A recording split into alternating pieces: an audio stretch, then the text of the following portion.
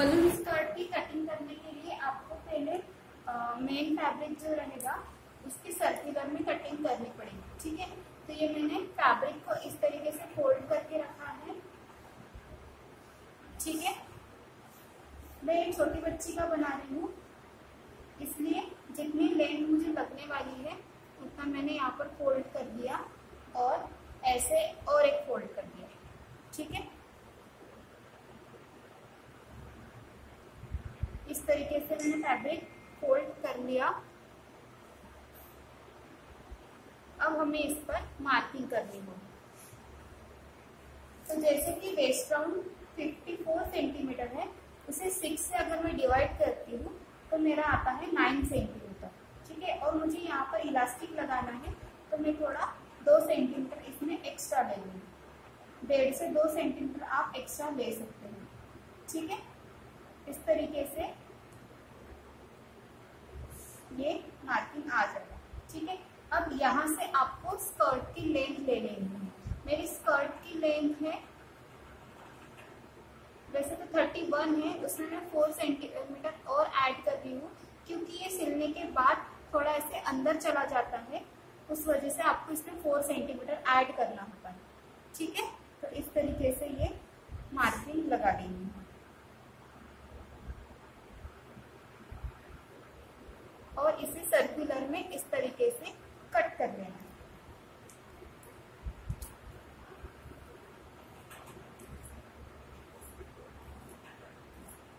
Balloon skirt बनाने के लिए आपको स्कर्ट में अस्तर भी डालना रहेगा। ठीक है, तो जो भी आप फैब्रिक लेते हैं उसमें मैचिंग आपको अस्तर लेना पड़ेगा।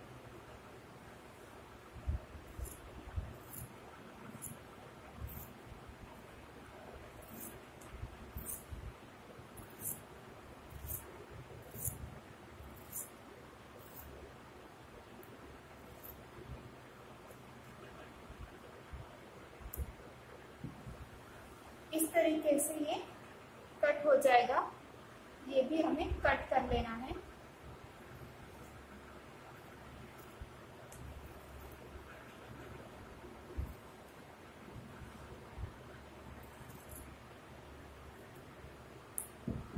ठीक है, फुल सर्कुलर की कटिंग कुछ इस तरीके से होगी। ठीक है, कहीं से भी जॉइंट नहीं आएगा अगर आप छोटे बच्चे का करते हो तो। अगर आप बड़ों का करते हो तो मे भी कपड़े में जॉइंट आ सकता है। ठीक है, तो ये हो गया हमारा मेन फैब्रिक का कटिंग। अब हमें इसके लिए अस्तर की कटिंग भी करनी होगी। तो उसके लिए आपको क्या करना है, अस्तर ले लेना है और अब मैं अस्तर हाफ सर्कुलर में कट करने वाली हूँ। ठीक है, क्योंकि हमने मेन फैब्रिक फुल सर्कुलर में कट किया, अस्तर की कटिंग हमेशा बलून स्कर्ट में हाफ सर्कुलर में हो। ठीक है, तो वेस्ट राउंड जैसे कि हमारा 54 सेंटीमीटर है, तो उसे अगर हम 3 से डिवाइड करते हैं तो 18 सेंटीमीटर आता है।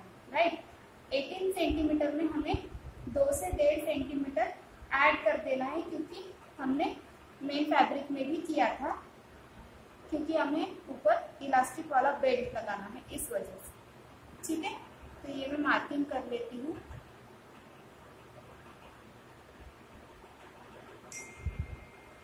इस तरीके से ये मार्किंग हो जाएगा। अब नीचे की हमें लेंथ ले लेनी है, जितनी भी हमारी डिजायर लेंथ है उसमें से आपको 10 सेंटीमीटर माइनस करना है। ठीक है, तो यहाँ पर मेरा ये 23 आ रहा है, थोड़ा कम ज्यादा आए तो ये चल जाता है। ठीक है,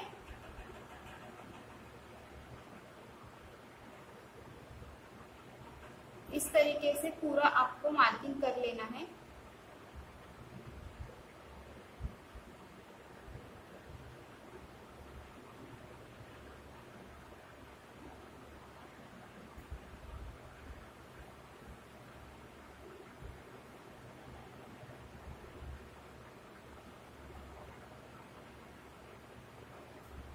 अगर कहीं से फैब्रिक कम पड़ता है तो आप यहाँ पर जॉइंट लगा सकते हैं या फिर कपड़े को थोड़ा और इधर इस तरीके से सरका के आप इसकी कटिंग कर सकते हैं। ठीक है, आपको फिर से मार्किंग लगानी पड़ेगी।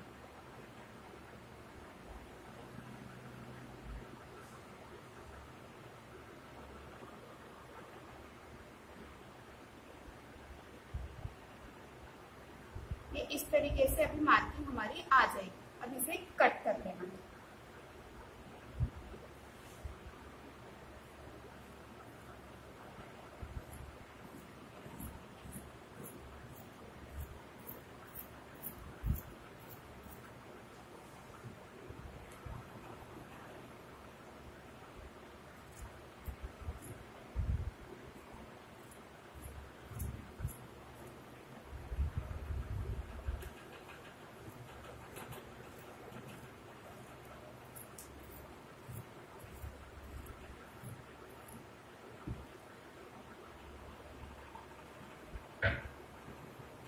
इस तरीके से हमारा ये दोनों पार्ट कट हो जाएगा।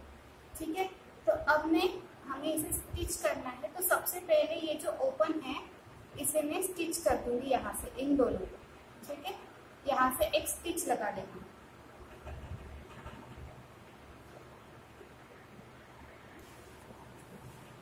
ओके, मैंने इसे स्टिच कर दिया है यहाँ से। ठीक है, अब आपको क्या करना है, जो हमने मेन फैब्रिक का कटिंग किया था उसे इस तरीके से अच्छे से फैला लेना है। ठीक है, ओपन कर लेना है। ये फैब्रिक का फ्रंट है, ये बैक है। ठीक है, तो फ्रंट की तरफ हमने ओपन कर लेना है अच्छे से। फिर उसके ऊपर हमने जो स्टिच किया हुआ लाइनिंग का फैब्रिक था वो रखना है। ठीक है, सर्कल के ऊपर सर्कल। अब आपको क्या करना है, ये जो फैब्रिक है ये इससे बड़ा है। ठीक है, तो इसके ऊपर इस तरीके से छोटी छोटी प्लेट देनी है। ये पहले आपको पूरा फिक्स करना पड़ेगा और फिर एक साथ स्टिच कर देना पड़ेगा। अब आप देख सकते हैं कि इसका सरकमफरेंस बहुत कम है और इसका बहुत ज्यादा, तो इसलिए इसको प्लीट्स देते हुए ये हमें सिलते जाना है। प्लीट्स कोई भी एक ही डायरेक्शन में देनी है और पूरा फैब्रिक हमारा कवर होना चाहिए इस तरीके से। ठीक है,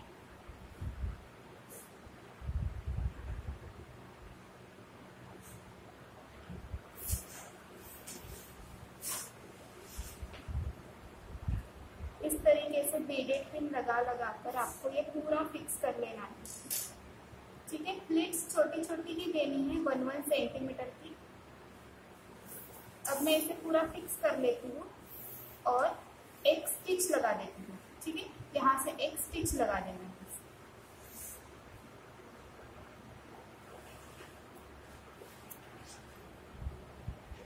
अब ये स्टिच लगाकर रेडी हो गया है। ठीक है, इस तरीके से ये पूरा स्टिच होकर रेडी हो जाएगा। अब हमें इसे पलटना है। ठीक है, इसे इस तरीके से पूरा पलटना है और ये जो सर्कुलर वाला हिस्सा था वो इस सर्कुलर से मिला लेंगे। ठीक है, इस तरीके से दोनों को एक दूसरे के ऊपर रखना है और यहाँ से भी स्टिच लगा देना है।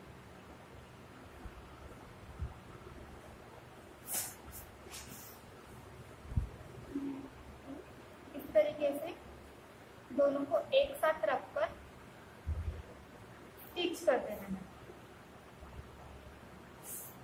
अब हमें इस पर बेल्ट अटैच करना है, तो उसके लिए हमें एक बार फिर से वेस्ट राउंड गिनना पड़ेगा, क्योंकि हमने ये थोड़ा एक्स्ट्रा काटा था इलास्टिक के लिए।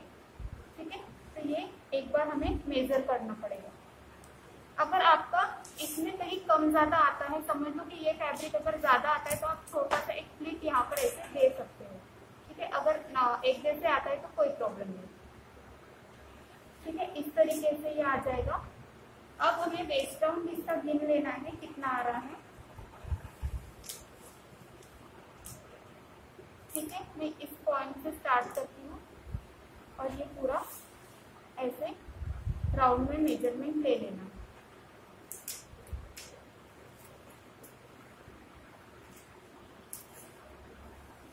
ये 69 सेंटीमीटर आ रहा है, तो 69 सेंटीमीटर का हमें बेल्ट कट करना पड़ेगा। तो ये मैंने कट करके रखा है। ठीक है, इसकी जो विड्थ मैंने ली है वो 10 सेंटीमीटर है। ठीक है, वो सिलने के बाद 4 सेंटीमीटर आ जाएगी, इसलिए विड्थ में मैंने 10 सेंटीमीटर लिया और लेंथ में 69 सेंटीमीटर प्लस 2 सेंटीमीटर। ठीक है, इस तरीके से ये बेल्ट कट कर लेना है। अब ये बेल्ट हमें इस पर अटैच करना है, तो उसके लिए आपको इसे इस तरीके से रखना होगा उल्टा। ठीक है, और यहाँ से स्टिच लगाना पड़ेगा। ठीक है, तो ये मैं करके आती हूँ।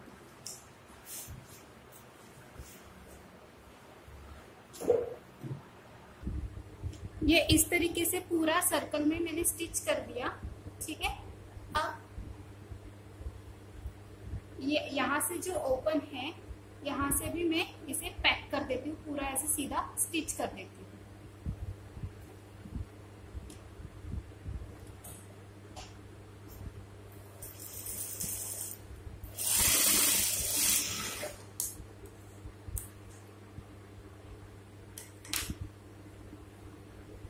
ठीक है। इस तरीके से ये पैक होने के बाद अब हमें इसे इस तरीके से फोल्ड करना है और इसके ऊपर रखकर इसे स्टिच करते जाना है, ठीक है।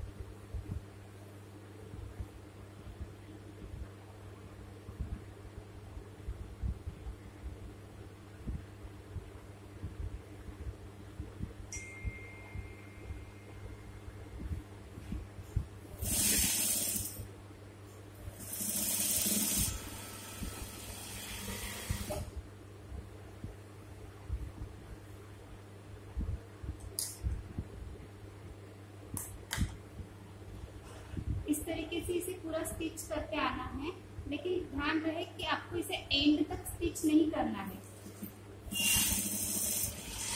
क्योंकि हमें इसमें इलास्टिक इंसर्ट करना है।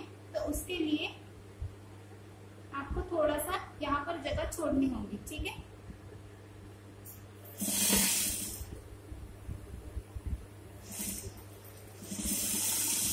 यहाँ पर मैंने थोड़ा सा गैप छोड़ा है जिसमें से हम इलास्टिक इसके अंदर इंसर्ट करेंगे, ठीक है। तो अब हम इसमें इलास्टिक डाल देते हैं।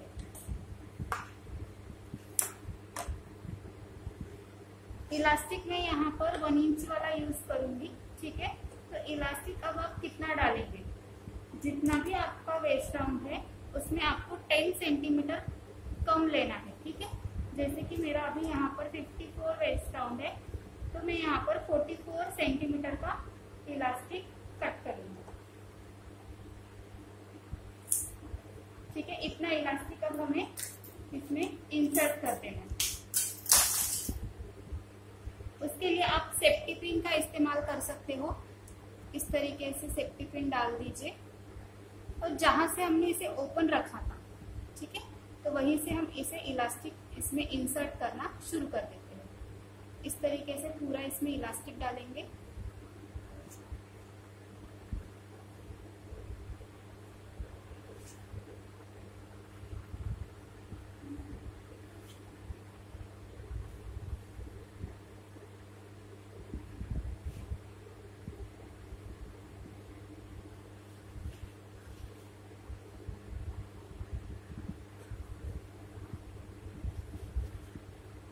इलास्टिक इंसर्ट करते वक्त ध्यान देना है कि यहाँ से आपका इलास्टिक फिर से अंदर ना चला जाए, इसलिए यहाँ पर एक बेडेड पिन लगाकर आप इसे यहीं पर फिक्स करके रख सकते हैं, ठीक है। इस तरीके से अब आप यहाँ से पूरा इलास्टिक पिन के थ्रू बाहर निकालेंगे।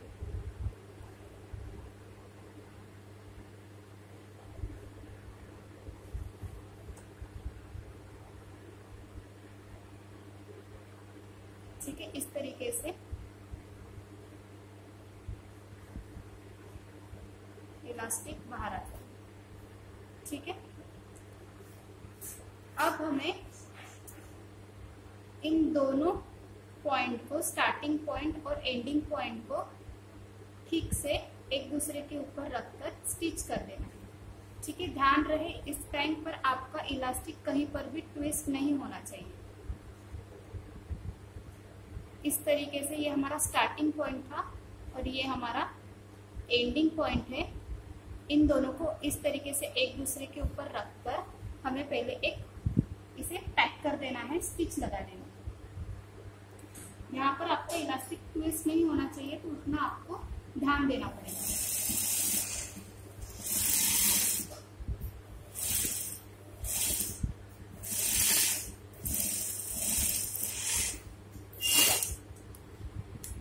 इस तरीके से इलास्टिक पैक कर देना है और ऐसे खींचकर इसे अंदर डाल देना है, ठीक है।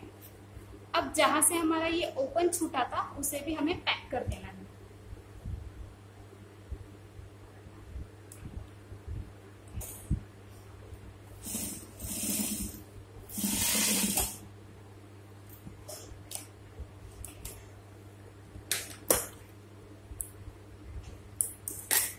इस तरीके से पैक होने के बाद अब आप चाहे तो इसके ऊपर से भी एक सिलाई लगा सकते हैं। ठीक है, तो ये आपकी बलून स्कर्ट रेडी हो जाएगी। ये मैंने 3 साल की बच्ची के अकॉर्डिंग की है, इसलिए इतनी छोटी आई है। ये कपड़ा इस तरीके से आपका अंदर का दिखेगा। ठीक है।